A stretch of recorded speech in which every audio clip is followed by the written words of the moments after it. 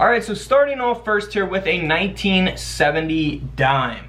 Now this coin is valuable because of its mint error. So this coin was actually, the Roosevelt Dime design was actually struck onto a Philippines coin planchet. It's actually an aluminum planchet, so it's very light. And as you can see, the Roosevelt Dime design does not fit entirely onto this planchet here, and that will give the coin a lot of value. This coin ended up selling for over $1,000. Next up is another mint error. This 1970 D mint mark Roosevelt Dime has been double struck. The second strike is 90% off center, as we can see there at the top of the coin, or the bottom of the coin as we're looking here on the reverse.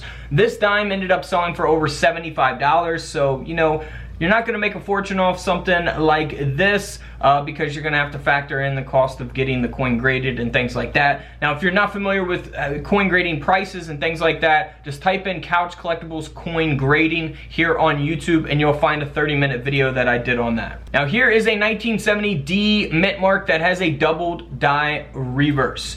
So this coin is graded by NGC at a mint state 66, so you know it's in very good condition, and it has that doubling on the reverse of the coin. So this is the doubling that we actually want to look for. You want to look for that there on the lettering United States of America, as well as on the torch, the flames there on those 1970 Roosevelt dimes. So this coin ended up selling for around $100. Again, you're not going to make a ton of money off something like that, but here is another example of that coin that is at a higher grade, a mint state 66 grade. It's graded by PCGS, a coin grading company. This dime has the doubling, has the high grade, and this dime ended up selling for over $130. Now here's another example of a 1970 D mint mark. It does not have any type of mint errors or anything. It just has that very high grade of a mint state 68 with the full torch. And that's where all the value comes in at. So if there's not many of these dimes that's graded at a mint state 68, then that will, you know, increase the demand for the coin, which increases the value of the coin. If there's, you know, thousands of them at a mint state 67, the 67 is not going to be valuable. It would be considered common because there's a lot at that condition.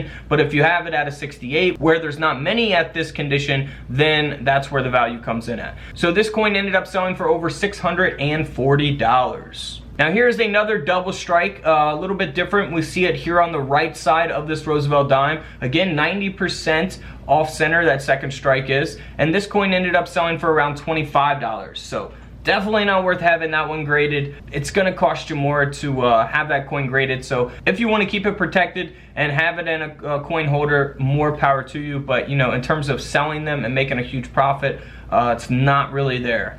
Alright, so here's a 1970 D mint mark that's been struck off center. As I say in a lot of my videos, you can look for off center coins, you know, that are, you know, only 5% off center or 10% off center. This is pretty extreme here, but you know, you can look for off centers on all kinds of different coins, not just Roosevelt dimes. So this coin ended up selling for around $35. Now, as we move on to the 1970 proof coin. This is very important. I get a lot of emails and questions about this coin, so I'll do my best to explain this again. So here on the left side of the screen, we see a 1970 Roosevelt dime. It does not have any type of mint mark.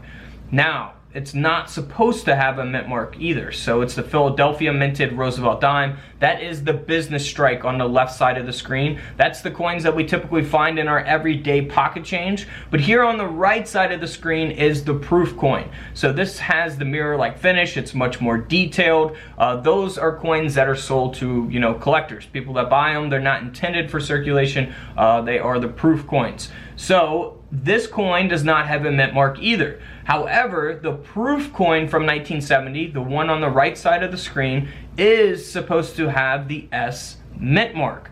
So keep that in mind. The coin on the left is the business strike. It's not supposed to have a mint mark. The coin on the right is supposed to have a mint mark. I actually have this in my book, A Guide to Coin Hunting. So if you guys want to get one, feel free to get one. They're available on couchcollectibles.com exclusively. It's the only place you can get them right now. So we have tons of coin images in there. We show you guys the missing mint mark coins, the list of those to look for. So feel free to pick it up, couchcollectibles.com. Back to this coin here. So this is the 1970 proof here on the right that's missing the S mint mark. That's what you want to look for in your proof sets. Here's an example of a proof set from 1970. So this dime here on the right side of the proof set is missing the S Mint mark. So check your 1970 proof sets for that missing S Mint mark on the 1970 dime. This proof set ended up selling for over $1,200 because of that missing S Mint mark on the dime. Now here is the proof Roosevelt dime from 1970. You see that this has the S Mint mark. It's supposed to have it, but this has a very high grade, a proof 69 deep cameo. A 70 is perfect on the coin grading scale. This is at a 69, and this coin actually sold for around $70. So really not worth, having graded, the proof coins for 1970. Unless, of course, it is missing the S Mint mark. So something like this with the S Mint mark, only a $70 coin, I personally wouldn't take a risk on getting your 1970 S proof dimes graded. Because if it comes back at a 67, it's not really worth much at all. Alright, so here is a 1970 Roosevelt dime that has been triple struck and saddle struck with a chain edge. So look at that. Of course, we're not finding stuff like this in coin rolls, but I had to add it in since it is the 1970 Roosevelt dime. This coin did sell for over $1,900, nearly a $2,000 dime. Alright, so here is a no dated dime. I want to add this in as well. It is silver. The obverse of the coin, the front of the coin, has been struck through a capped die. You can look for die caps, on pennies, not just Roosevelt dimes, on other coins as well. You'll see on the reverse it looks perfectly normal, but we'll see how it's been struck through a capped die here on the front or the obverse of the coin. This dime ended up selling for over $75.